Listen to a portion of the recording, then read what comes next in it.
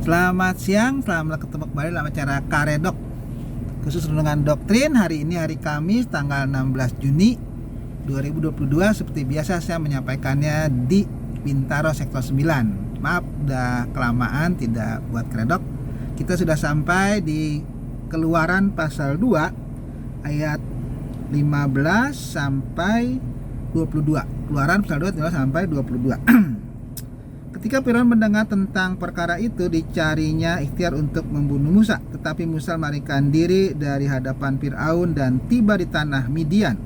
Lalu ia duduk-duduk di tepi sebuah sumur. Adapun imam di Midian itu mempunyai 7 anak perempuan. Mereka datang menimba air dan mengisi palungan-palungan untuk memberi minum kambing domba ayahnya. Maka datanglah gembala-gembala yang mengusir mereka. Lalu Musa bangkit menolong mereka dan memberi minum kambing domba mereka. Ketika mereka sampai kepada Rehuel, ayah mereka, berkatalah ia, "Mengapa selekas itu kamu pulang hari ini?" Jawab mereka, "Seorang Mesir menolong kami terhadap gembala-gembala. Bahkan ia menimba air banyak-banyak untuk kami dan memberi minum kambing domba." Ia berkata kepada anak-anaknya, "Di manakah ia? Mengapakah kamu tinggalkan orang itu?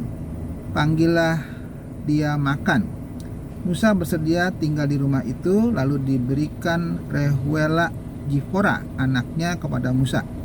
Perempuan itu melahirkan seorang anak laki-laki, maka Musa menamainya Gerson. Sebab katanya, "Aku telah menjadi seorang pendatang di negeri asing." Nah, saudara-saudara dikasih Tuhan Yesus, kita sudah melihat bagaimana Musa itu ketahuan membunuh orang Mesir. Sekarang dia melarikan diri ke Midian, dan di sana Musa dikatakan sedang duduk-duduk, dan disebutkan situ bahwa di Midian itu ada seorang imam yang punya anak 7 perempuan semua. Nah, sedang mengambil air ya ke sebuah sumur, tetapi ada gembala-gembala mengusir mereka. Mungkin walaupun ini ya laki-laki, ya mereka wanita. Tetapi ketika Musa melihat itu, Musa menolong perempuan-perempuan itu dan mengusir gembala-gembala itu dari mereka yang ingin mengganggu wanita-wanita yang sedang mengambil air itu.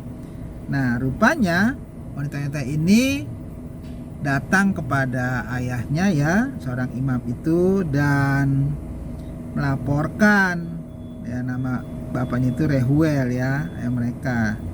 Jadi mereka pulang dan bapaknya heran, biasanya jam-jam segini belum pulang, tapi mereka malah cepat pulang. Oh, tadi ada gembala-gembala mengganggu, kemudian ada seorang Mesir ya. Jadi Musa dikenal malah seorang Mesir ya, bukan orang Ibrani ya, orang Mesir.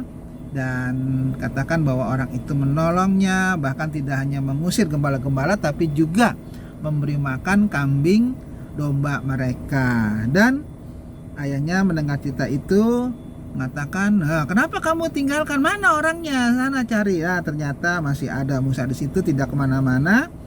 Dan dikatakan di situ Musa itu satu ya bersedia tinggal di rumah itu. Jadi Musa diharapkan untuk tinggal di sana ya, karena Musa memang sedang melarikan diri, nggak punya rumah, nggak punya tempat tinggal. Nah, kebetulan ditawarkan oleh imam itu untuk tinggal di rumah mereka. Bahkan dikatakan Musa diberikan di sini diberikan Rehuela Jipora anaknya kepada Musa. Jadi sudah dikasih tempat tinggal, kemudian malah Musa dikasih perempuan ya, Rehuela Jipora ya, menjadi istrinya. Dan dikatakan istrinya itu melahirkan anak dinamailah Gersom, yang artinya, kata Musa, "Aku telah menjadi seorang pendatang di negeri asing." Jadi dia datang ke daerah Midian, dia mengatakan dia sebagai pendatang ya di negeri asing, negeri Midian itu, dan dia mendapatkan seorang istri ya, anak dari Imam Rehuel ya, namanya Rehuela Jipora itu ya menjadi istrinya, dan dia mendapatkan anak ya, dinamailah Gersom.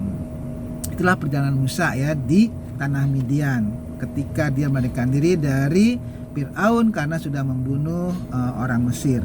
Dan Musa hidup di tanah Midian itu ya sama ya, kira-kira 40 tahun lamanya dia menjadi gembala ya di tanah Midian. Jadi itulah perjalanan Musa, bagaimana ketika dia melarikan diri dari Fir'aun, dia di Midian, dan dia tetap dipelihara oleh Tuhan dengan perantaraan imam di Midian tersebut. Dan Musa mendapatkan seorang istri dari anak imam tersebut. Dan itulah bagaimana perjalanan Musa dan penyertaan Tuhan selama Musa di tanah Midian. Dan jadi pelajaran buat kita ya, bahwa kalau kemanapun kita pergi, ketika Tuhan menghendaki bahwa kita tetap terpelihara ya, dia akan tetap memelihara kita ya, walaupun di negeri yang sangat jauh, di daerah yang sangat jauh sekali. Yang penting bahwa apa yang dilakukan oleh Musa itu sesuai atau tidak bertentangan dengan apa yang Tuhan inginkan.